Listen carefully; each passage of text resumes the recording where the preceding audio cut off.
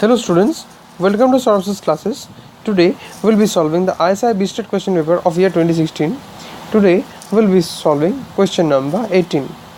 In question number 18 it has been said that if let alpha greater than 0 and beta is greater than equal to 0 and if f is a function which goes from r to r and is continuous at x equal to 0 with f0 equal to beta, and if g of x is equal to mod of x to the power alpha into f of x is differentiable at 0, then option 1 alpha is equal to 1 and beta is equal to 1. Option B 0 less than alpha less than 1 and beta equal to 0.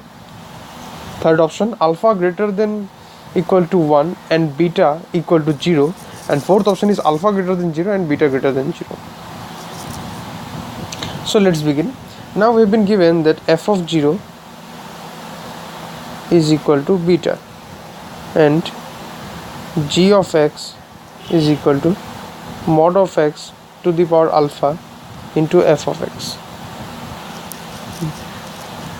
Now g of x is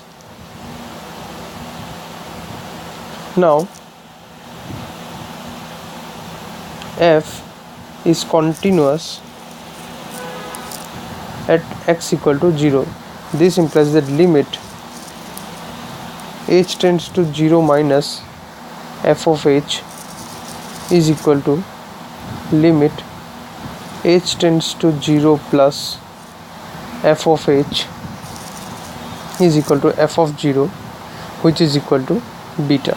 So this is the definition of continuity. Now for differentiability,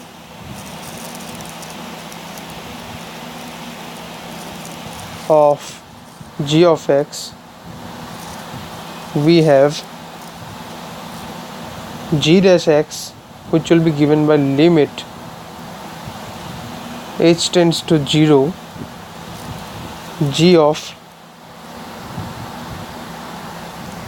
h minus g of x plus h plus g of x minus of g of x plus h by h. This is the definition of continuity.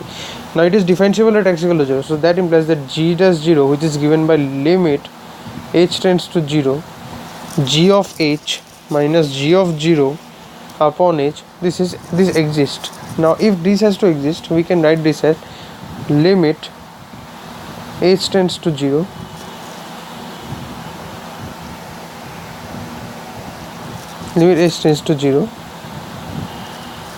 mod of h to the power alpha into f of h minus g of 0 is basically 0, so we can write 0 into by h. So now therefore we can write that this will tend to limit h tends to 0 plus h to the power alpha minus 1 into f of h, or this is equal to limit h tends to 0 minus of h into alpha minus 1 f of h. Now this implies that both the for existence, what we can do now for existence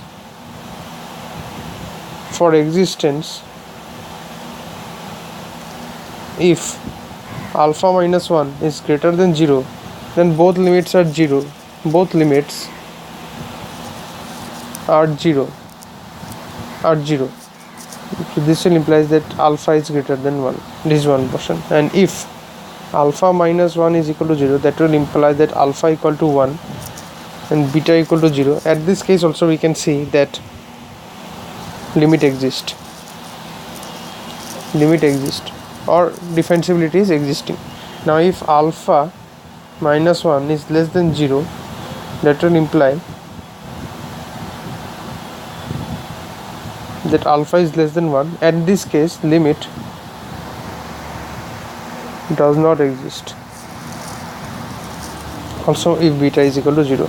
So we can say that if alpha is greater than equal to 1 and beta is equal to 0, then limit exists and g of x is differentiable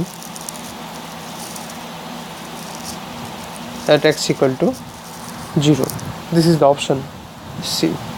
So today we have solved question number 18 from the ISI Bstat question paper of year 2016. We'll be solving the next questions in the subsequent videos. Till then, keep watching Sources Classes videos for more solutions and content. Thank you very much.